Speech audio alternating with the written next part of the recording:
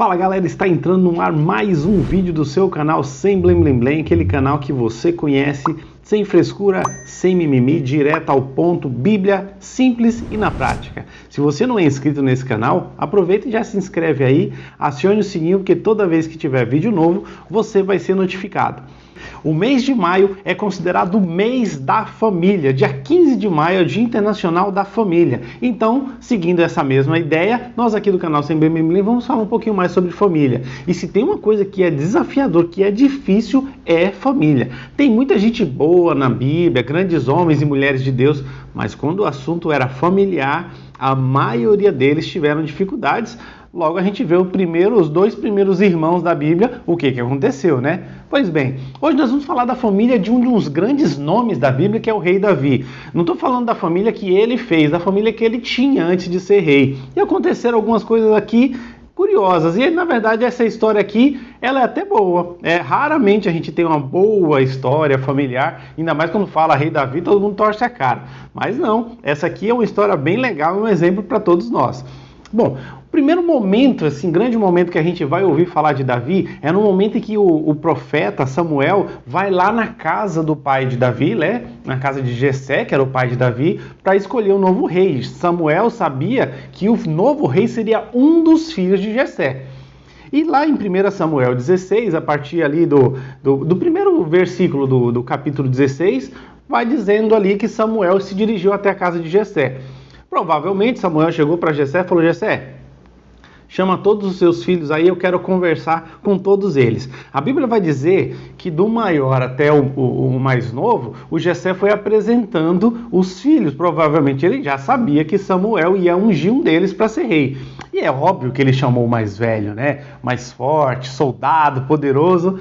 E Samuel falou: não é esse. E aí ele vai trazendo todos os 7 filhos. E aí o Samuel falou assim: olha, não é nenhum desses, Deus rejeitou a todos eles. E aí o Samuel fala: tem certeza que você não tem mais nenhum outro filho?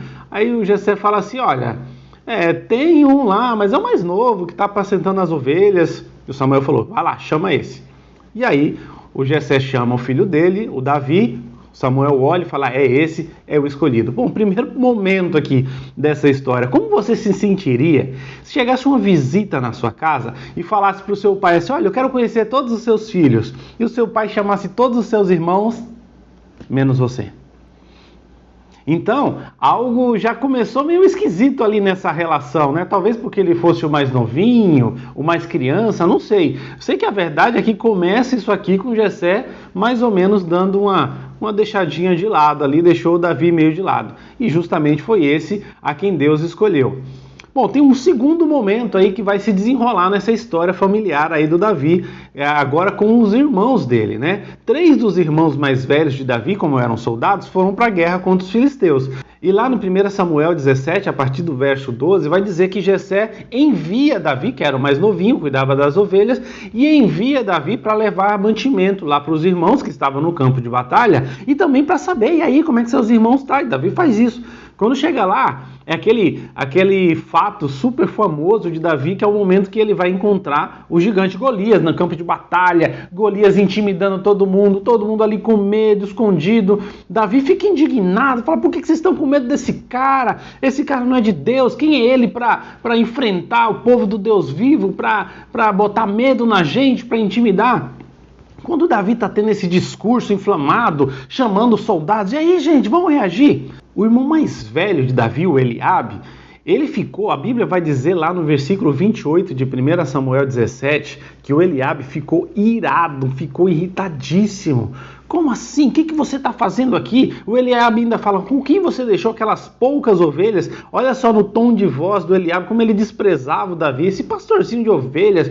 Como que você deixa aquelas poucas ovelhas lá no pasto e vem aqui se aparecer? Tem maldade no seu coração, você é um cara presunçoso. Eliabe vai dizer que existe presunção e maldade no coração de Davi, que por isso que ele foi lá só para ver a batalha, só para ficar espionando ali os irmãos, e na ideia de Eliabe, que já estava com super inveja. Imagina, Eliabe era o mais velho e o Samuel escolheu o mais novinho para ser rei. Então Eliabe devia já estar bravo, devia estar com inveja. Quem tem irmão mais velho, irmão mais novo, sabe como é que são essas relações aí, né? Imagina o seu mais novo virar chefe do mais velho. Então já estava aquela relação estremecida e o Eliabe vai ali e fala mal do Davi, fala que Davi tinha maldade no coração. Então é uma relação familiar. Às vezes a gente vê briga entre irmãos, a gente vê algum conflito de irmãos que às vezes trabalham junto, que convivem junto, e a gente fala, como é que pode uma coisa dessa? Tá aí, gente, tá na Bíblia. É uma coisa que existe desde o começo da história.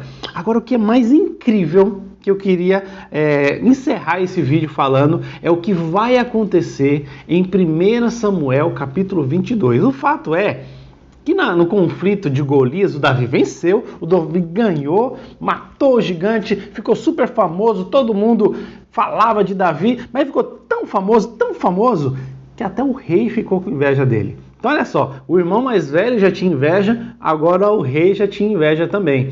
Sabe, se você fizer um trabalho com excelência, bacana, se prepare, vai ter gente que vai gostar, mas tem gente que vai ter inveja do seu sucesso. Normal, viu? Faz parte da vida.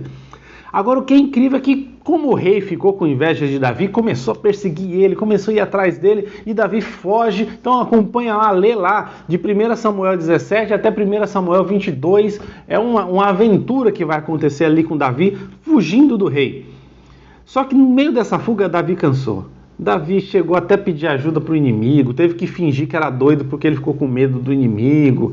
Enfim, Davi caiu, Davi ficou mal, Davi ficou em depressão, Davi ficou bem chateado. E lá em 1 Samuel 22 vai dizer que Davi se escondeu dentro de uma caverna. Pois é, fundo do poço. Imagina ele que tinha ali a expectativa de ser rei, foi ungido rei pelo profeta Samuel, venceu o gigante Golias. Então como ele pensa? Como é que ele imaginou? Estou bem na fita. Nossa, agora é meu momento, estou chegando lá. E aí vira tudo, do nada, tudo fica diferente, o rei começa a perseguir e aquele que era uma pessoa super famosa passa a ser um fugitivo. Pois é, Davi ficou super mal lá no fundo daquela caverna. E em 1 Samuel 22, no primeiro versículo, vai dizer que quando Davi estava dentro daquela caverna, quem foi lá ter com ele, quando ficou sabendo que ele estava na pior dentro da caverna, a Bíblia vai dizer que justamente quem foi ter com Davi foram os pais e os irmãos de Davi. Gente, e foi recíproco, viu, esse cuidado, porque no versículo 3, Davi, sabendo do risco que é eles ficarem perto de Davi, porque Davi era um perseguido do rei, vai dizer que Davi leva a família dele, os pais dele, para ficar num local mais seguro, cuidando também dos pais. Então veja bem, por mais que a sua família tenha conflito, por mais que vocês tenham diferenças, às vezes um pouquinho de inveja, um pouquinho de ciúme, e que vocês briguem a vida inteira, quando você está na pior, quando você está no seu pior momento, e esse é um dos piores momentos de Davi, é eles que estarão lá, viu? A gente fala da família, a gente não escolheu os pais, os irmãos que a gente tem, realmente a gente não escolheu. Mas na hora que a coisa aperta, e por mais diferenças que vocês vivam, saiba que os seus irmãos, o seu pai e a sua mãe estarão lá com você.